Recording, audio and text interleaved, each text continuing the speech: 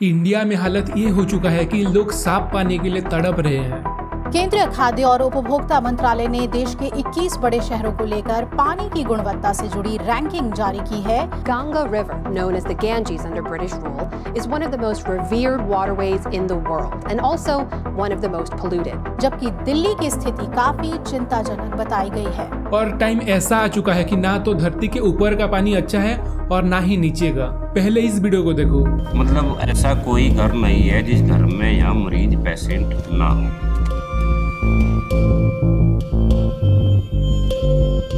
यह है यूपी का एक छोटा सा विलेज जिसका नाम है गंगनाउली और ये न्यू दिल्ली से सिर्फ 75 किलोमीटर दूर है। पर अगर यहाँ के प्रॉब्लम सुनोगे तो आपका होश उड़ जाएगा। यहाँ जितने भी बच्चे पैदा होते हैं, पैदा होने तक तो सब सही होता है, पर ये जब धीरे धीरे बड़े होते हैं तो उनके शरीर में कुछ ना कुछ बीमारी अपने आप आ ही जाता है। और ये सिर्फ एक घर की बात नहीं है, उस गाँव के हर दूसरे घर में ये बीमारी है। अब जो हमारी यहाँ की जनता है लगभग 7,500 की आबादी है और इस आबादी में एक भी परिवार स्वस्थ नहीं है। हर परिवार में तो कोई ना कोई बीमार है। पर पता है इसकी वजह क्या है?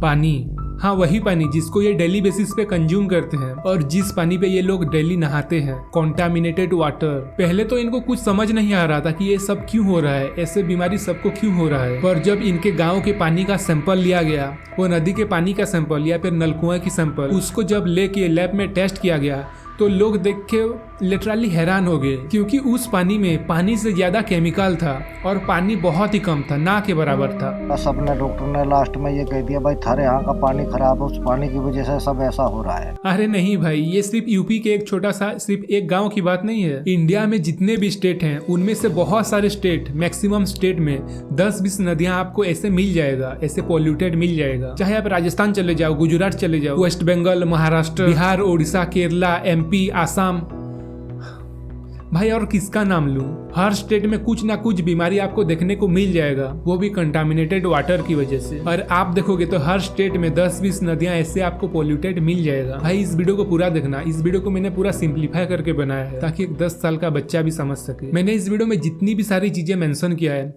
वो सब आपको डिस्क्रिप्शन में उसका सोर्स का लिंक आपको मिल जाएगा। एक बार आप जाके जरूर वेरीफाई कर लेना। अभी इंडिया का ये हाल हो चुका है कि 70% सरफेस वाटर पीने या यूज करने के लायक ही नहीं है। और ये सिर्फ कोई छोटी रिवर की बात नहीं कर रहा हूँ, बल्कि 605 रिवर में से आधी से ज्यादा रिवर हेवीली पोल्यूटेड लिस्ट में आ चुकी है। मतलब आज भी 9.5 करोड़ से ज्यादा लोग क्लीन ड्रिंकिंग वाटर के बिना जी रहे हैं। आप जो डेली बेसिस पे यूज करते हो वाटर, ड्रिंकिंग वाटर, शायद वो भी अनसेफ हो। ये एक सिर्फ डाटा पॉइंट नहीं है, ये एक रियलिटी है हमारे इंडिया का, जो हमें ये दिखाता है कि जो पानी हमारे लिए एक वरदान है, वो पानी हमारे लिए एक साइलेंट किलर बन रहा है। और उसकी बड़ी वजह क्या है? हम लोग। आप सोच रहे होंगे कैसे? बस वीडियो को देखते रहो, आप धीरे धीरे सब समझ जाओगे। ये देखो, ये है कानपुर। यहाँ हर रोज लाखों लोग गंगा नदी में आते हैं अस्थि विसर्जन करने, पूजा करने या फिर घूमने। वो लोग आते हैं और यहाँ नहाते हैं। पर क्या आपको पता है ये जो रिवर का पानी है ये कितना अनसेफ है? कानपुर को लोग लेदर सिटी ऑफ इंडिया बोलते हैं और ये सही भी है, क्योंकि यहाँ 400 से ज्यादा टेनरीज मतलब चमड़े की फैक्ट्रीज हैं। कानपुर से इंडिया का लेदर एक्सपोर्ट होता है, मतलब शूज, बेल्ट, बैग्स और भी बहुत सारी चीजें जो लेदर से बनता है, वो सब पूरी दुनिया तक यहाँ से भेजे जाते हैं। ये सब का स्टार्ट ब्रिटिश टाइम्स से होता था। जब यहाँ ब्रिटिश थे तो उनको उनके आर्मी के लिए लेदर चाहिए था, तब उन्होंने कानपुर में लेदर इंडस्ट्री को ग्रो किया और धीरे धीरे पूरा सिटी ही लेदर का हब बन गया। लेदर इंडस्ट्री का कानपुर की इकोनॉमी में बहुत बड़ा इम्पैक्ट है। जैसे हजारों लोग डायरेक्टली या इनडायरेक्टली यहाँ पे काम करते हैं। फैक्ट्री वर्कर्स, डिजाइनर, मार्केटर्स, सबका करियर इस इंडस्ट्री से लिंक है। और यहाँ बनने वाले लेदर प्रोडक्ट्स जब एक्सपोर्ट होता है तो इंडिया को फॉरेन एक्सचेंज मिलता है। ये देश की इकोनॉमी के लिए एक बड़ा प्लस पॉइंट है। अब प्रॉब्लम ये है कि जितना भी पैसा आता है उससे ज्यादा नुकसान होता है और ये कॉस्ट सबसे ज्यादा गंगा रिवर को और वहाँ जो रहते हैं उनको चुकाना पड़ता है। पर कैसे?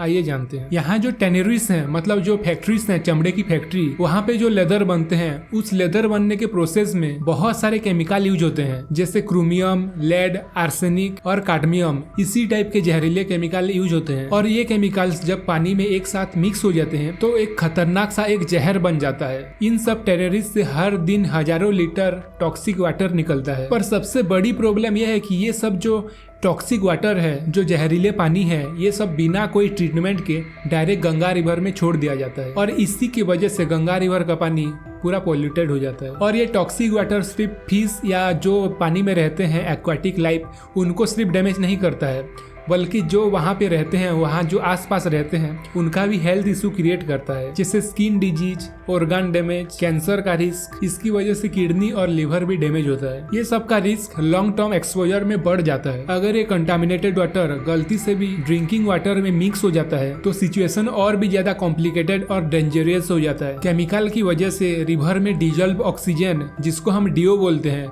वो बहुत ज्यादा कम हो जाता है। मतलब पानी के अंदर ऑक्सीजन कम होने लगती है और इसी की वजह से पानी में फिशेस और एक्वाटिक लाइफ जिंदा नहीं रह पाते। धीरे धीरे रिवर का बैलेंस बिगड़ने लगता है और वहाँ पे जो एक्वाटिक लाइफ रहते हैं वो सब खत्म होने लगते हैं। एनजीटी मतलब नेशनल ग्रीन ट्रिब्यूनल कानपुर की टैनरीज पर time to time strict action लिया है, मतलब स्ट्रिक्ट ऑर्डर दिए हैं। उन्होंने क्लियरली बोला है कि जो भी वेस्ट वाटर है टैनरीज का, वो सब आपको ट्रीट करना कंपलसरी है। हर फैक्ट्री में ईटीपी होना ही चाहिए। ईटीपी मतलब इन्फ्लुएंट ट्रीटमेंट प्लांट। लेकिन प्रॉब्लम ये है कि ग्राउंड रियलिटी कुछ और ही है। कई टैनरीज इन रूल को फॉलो ही नहीं करती और मॉनिटरिंग भी वीक है, जिसकी वजह से अनट्रीटेड पानी या फिर हाफ ट्रीटेड पानी अभी भी गंगा रिवर में चले जाते हैं। इसके लिए और भी बहुत सारे स्टेप लिए गए थे, जैसे नमामि गंगा प्रोजेक्ट। भारत सरकार ने एक बड़ा प्रोजेक्ट लॉन्च किया था जो कि है नमामि गंगे। इसमें कानपुर पर ज्यादा फोकस था ताकि पोल्यूशन कम हो सके, जिसमें नए ट्रीटमेंट प्लांट लगाए गए, टैनरीज वेस्ट को कनेक्ट करने के लिए इंफ्रास्ट्रक्चर बनाया गया। लेकिन असली चैलेंज अभी भी बाकी है। कुछ टैनरीज अपने वेस्ट को ट्रीटमेंट प्लांट से कनेक्ट ही नहीं करती। जो पुराने प्लांट्स हैं वो प्रॉपरली काम भी नहीं करती और कभी कभी वेस्ट की क्वांटिटी प्लांट्स की कैपेसिटी से ज्यादा हो जाती है और इसी वजह से अभी भी एक बड़ा सा हिस्सा अनट्रीटेड वेस्ट अभी भी गंगा रिवर तक पहुंच जाता है। मतलब सिस्टम बन तो गया लेकिन इम्प्लीमेंटेशन अभी भी जीरो। सिर्फ गंगा रिवर ही नहीं, यमुना रिवर को ही देख लो। दिल्ली में यमुना रिवर पॉल्यूशन का नंबर 1 रीजन है सेवेज, मतलब घर से निकलने वाली वेस्ट वाटर या इंडस्ट्री से जो निकलता है वो टॉक्सिक वाटर। पानी तो यहाँ का बहुत गंदा है, लेकिन यहाँ पे ये भी मजबूरी है हम लोग का, छठ पूजा में नहाना पड़ता है, इसलिए हम लोग यहाँ पे नहाने आए हैं। मैं भी चाहती हूँ कि थोड़ा ये जमुना जी साफ कराए सरकार ने भी। हर रोज दिल्ली से मिलियंस ऑफ लीटर सेवेज निकलता है, पर प्रॉब्लम तभी होता है जब बिना कोई ट्रीटमेंट के वो सेवेज सीधा रिवर में चला जाए। दिल्ली जल बोर्ड के पास ट्रीटमेंट प्लांट है, पर उनकी कैपेसिटी सिर्फ थोड़ा सा ही सेवेज को क्लीन कर पाती है। कई सारे प्लांट पुराने और इनसफिशिएंट है और इसी वजह से एक बड़ा सा हिस्सा मतलब 70% ऑफ सेवेज मतलब कचरा ड्रेन्स के थ्रू रिवर तक पहुंच जाती है, क्योंकि इस पानी में ऑक्सीजन लेवल ऑलमोस्ट जीरो हो जाती है। साइंटिस्ट इसको डीओ से मापते हैं। डीओ मतलब डिजॉल्व ऑक्सीजन। हेल्दी रिवर के लिए डीओ का लेवल ऑलमोस्ट 5 mg पर लीटर से ज्यादा होना चाहिए, लेकिन यमुना में दिल्ली के आसपास ऑलमोस्ट 0 mg पर लीटर होता है। पर ये ऑक्सीजन कैसे खत्म हो जाती है? जब कचरा, वेस्ट वाटर, जब ये सब नदी में गिरता है मतलब रिवर में गिरता है, तो बैक्टीरिया उस वेस्ट को डिकम्पोज करने लगते हैं। उस वेस्ट को तोड़ने के लिए वो बैक्टीरिया उस रिवर के वेस्ट को यूज करते हैं। मतलब जितनी ज्यादा सेवेज उतनी ज्यादा बैक्टीरिया और उतनी ज्यादा ऑक्सीजन कंज्यूम, और इसी वजह से ऑक्सीजन खत्म और साथ ही साथ मछली, केचुआ, एक्वाटिक लाइफ सब खत्म। और ऐसे ही धीरे धीरे पूरा इकोसिस्टम कोलैप्स हो जाता है। आपने देखा होगा जो यमुना रिवर पे जो फोम होता है, जो व्हाइट कलर का जो झाग निकलता है, आपको लगता होगा वो बहुत ही सुंदर है, वो मतलब पानी से निकलता है और ऐसे हो जाता है। पर नहीं भाई, ये कोई शैम्पू का फोम नहीं है या फिर कोई बबल्स नहीं है, बल्कि ये बहुत सारे केमिकल्स का मिक्स होता है। ये फोम जो निकलता है ये केमिकल्स, सेवेज और डिटर्जेंट का मिक्स होता है। जब पानी में ऑर्गेनिक और फॉस्फोरस बेस्ड केमिकल मिलते हैं और पानी का फ्लो तेज होता है तभी ये फोम बनते हैं। और ये जो फोम होता है ये बहुत ज्यादा पॉइजनस होता है। अगर ये स्किन को टच करे तो रसेस और इन्फेक्शन हो सकता है। इसका तो केमिकल कंपोजिशन ही बहुत ज्यादा डेंजरस होता है। दिल्ली में गंदा पानी साफ करने वाली मशीन, जिसको हम STPs बोलते हैं, वो है तो 30 से ज्यादा, लेकिन फिर भी बहुत सारे प्रॉब्लम्स है। दिल्ली में हर दिन 750 MGD मतलब मिलियंस गैलन्स पर डे, इससे ज्यादा गंदा पानी निकलता है। लेकिन इन 30 से ज्यादा STPs की टोटल कैपेसिटी 597 MGDs है। इसका मतलब यह है कि हम जितना गंदा पानी बनाते हैं उतने गंदा पानी को साफ करने के लिए उतना मशीन काफी नहीं है। तो जो एक्स्ट्रा गंदा पानी बचता है वो डायरेक्टली गंगा रिवर में चला जाता है। और वैसे भी जो मशीन भी है वो अच्छे से काम नहीं करते, मतलब उनके मेंटेनेंस अच्छे नहीं है। कई बार तो वो अपनी पूरी ताकत से काम भी नहीं करते। यमुना सिर्फ एक रिवर नहीं है बल्कि धार्मिक आस्था का एक सिंबल है। लोग इसे पवित्र मानते हैं, इसमें स्नान और पूजा करते हैं। पर रियलिटी ये है कि जब लोग इसमें स्नान करते हैं तो उन्हें स्किन इन्फेक्शन या फिर रसेस या फिर बीमारियां हो जाती है और ये गंदा पानी नीचे जमीन तक स्लिप कर जाता है और ग्राउंड वाटर को भी खराब कर देता है। और जब ग्राउंड वाटर कंटामिनेटेड होता है तो आप समझ सकते हो क्या प्रॉब्लम होता होगा। अब चलो थोड़ा सिविक सेंस के बारे में बात कर लेते हैं और उसके बाद हम हमारे माननीय गवर्नमेंट के बारे में थोड़ा बात करेंगे। इसके लिए क्या क्या खास कदम उठाए हैं। क्या आप जानते हो इंडिया में हर साल 9.3 मिलियन टन प्लास्टिक वेस्ट निकलता है और ये नंबर पूरे वर्ल्ड के 20% है। इसमें से 3.5 मिलियन टन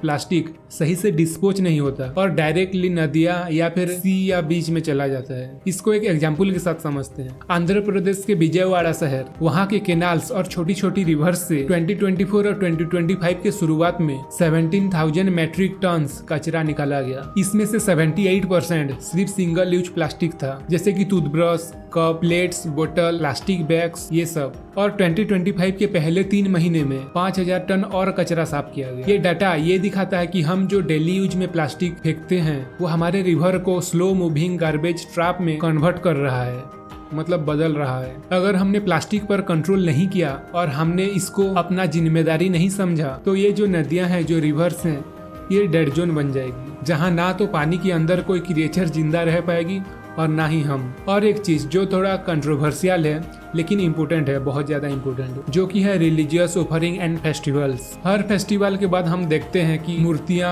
फूल, कपड़े और थर्मोकोल ये सब बिना सोचे समझे नदियां में डाल दिया जाता है। जो आइडल प्लास्टर ऑफ पेरिस, जिसको हम पीओपीस बोलते हैं, इससे ये सब बनाया जाता है, जिस पर टॉक्सिक पेंट्स भी होते हैं। उनमें लेड, मर्क्यूरी, कैडमियम और क्रोमियम जैसे खतरनाक केमिकल्स होते हैं। जब ये सब डायरेक्टली रिवर में जाते हैं तो ये हैवीली मेटल्स पानी में घुल जाते हैं। इससे रिवर का पानी एसिडिक हो जाता है। इससे एक्वाटिक लाइफ, जो पानी के अंदर रहते हैं क्रिएचर्स, वो सब मर जाते हैं और साथ ही साथ इकोसिस्टम डिस्टर्ब हो जाता है और पानी का फ्लो वहाँ रुक जाती है। और एक चीज इंडियन सिविक सेंस के बारे में ये भी है कि वो किसी के बारे में परवाह नहीं करते, जो मन में आए वो कर देते हैं। जहाँ खाली जगह दिखा वहाँ घर के कचरे फेंक देते हैं, रास्ते में जाते जाते कहीं भी पब्लिक प्लेस में थूक देते हैं और जब जहाँ सुसु लगे वहाँ सुसु कर देते हैं। वो सुबह होते ही कोई रेलवे पटरी हो या फिर कोई नदी का किनारा, वो किसी की भी परवाह नहीं करते, चाहे वो पब्लिक प्लेस क्यों ना हो। आपको ये एक नॉर्मल बिहेवियर लग रहा होगा, लेकिन इसका एनवायरमेंट और पब्लिक हेल्थ पे बहुत ज्यादा असर होता है। मतलब बोलूँ तो बहुत ज्यादा नेगेटिव असर होता है। स्वच्छ भारत मिशन जैसे अभियान के बावजूद आज भी मिलियंस लोगों के पास साफ सुथरे टॉयलेट नहीं है। पोल्यूशन के इशू पर हम सबसे कॉमन बात बोलते हैं, जो कि है सब करते हैं, मैं अकेला क्या कर लूंगा। यही सोच और यही छोटी छोटी आदतें आज एक कलेक्टिव डिजास्टर बन चुकी है। फैक्ट्रीज और गवर्नमेंट को दोष देना आसान है और हाँ, उनकी भी जिम्मेदारी है,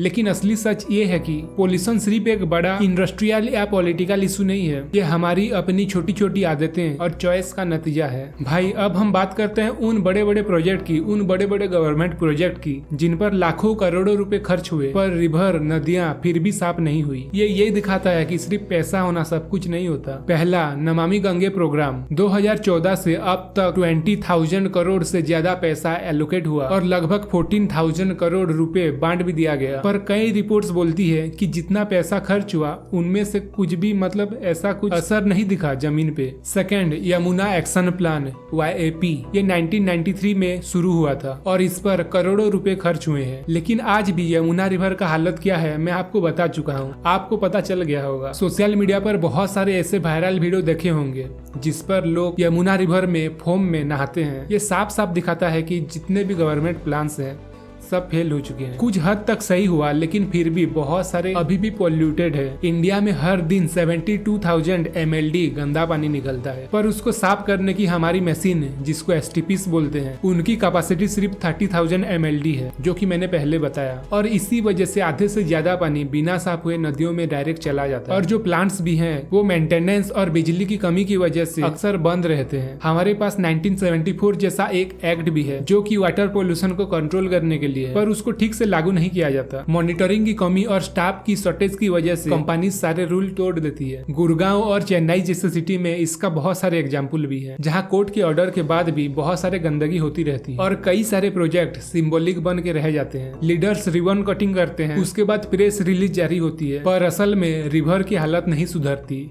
ऐसा का वैसा रहता है। ऑफिशियल रिपोर्ट में क्लेम किया जाता है कि रिवर्स का हालत सुधर रहा है, पर जमीन पर फॉर्म, बदबू और मरी हुई मछलियां अभी भी दिखती हैं। कानपुर के वाराणसी में गंगा रिवर के कई हिस्से आज भी हैवीली पॉल्यूटेड है। नीति आयोग ने 2018 में ही एक चेतावनी दी थी कि 2030 तक इंडिया वाटर स्ट्रेस नेशन बन जाएगी। अगर हमारा अप्रोच ऐसा ही रहा, जहाँ स्कीम सिर्फ पेपर वर्क तक सीमित रहेगी, तो फ्यूचर में ड्रिंकिंग वाटर का प्रॉब्लम और ज्यादा बढ़ सकता है, जहाँ ऐसे बीमारियां होने लगेगी जिसको रोकना नामुमकिन हो जाएगा। पब्लिक की सिविल सेंस और गवर्नमेंट की अकाउंटेबिलिटी सब कुछ फेल हो रहे हैं। तो लास्ट में सवाल ये है कि जब पानी ही नहीं बचेगा तो डेवलपमेंट का क्या मतलब? आपको क्या लगता है इसके बारे में? आप क्या सोचते हो? क्या फ्यूचर में और भी बहुत सारे ऐसे प्रोजेक्ट आ सकते हैं जिससे सब कुछ सुधर सकता है? आपको क्या लगता है? कमेंट में जरूर बताना।